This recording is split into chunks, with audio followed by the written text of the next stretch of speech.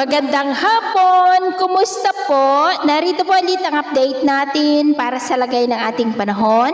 Ngayong hapon po ng June 28, 2025. Sa ngayon po ay nakapasok na ang LPA nating binabantayan dito po sa Philippine Area of Responsibility. At may bago po ulit na nabuo dyan sa labas ng ating PR na tinawag po na Invest 98W at nasa layo ngayon ng 1,530 km east ng Catanduanes. Ang nasa loob ng ating PR ay nasa layo naman po ng 1,160 km east ng Cagayan. Ang dalawang LPA na ito ay mababa naman po ang tsansa ng mayan na lalakas bilang bagyo for the next 24 to 48 hours.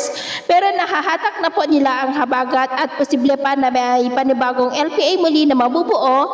Diyan naman po sa may West Philippine Sea sa mga susunod na araw na lalo po na magpapalakas ng habagat na siya naman po magdudulot ng mas maulan na panahon dito po sa ating bansa.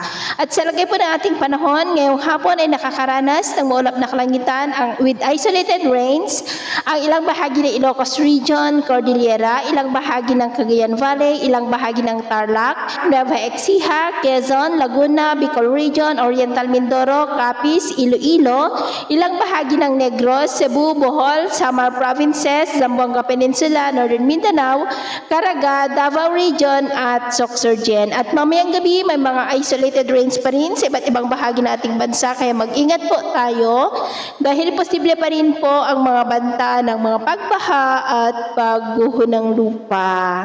At sa atin naman po mga baybayin, wala naman na po tayong nakataas na namang gale warning signals pero iba yung pag-iingat lamang po kung papalaot tayo para po mas makaiwas sa mga sakunang pangkaragatan.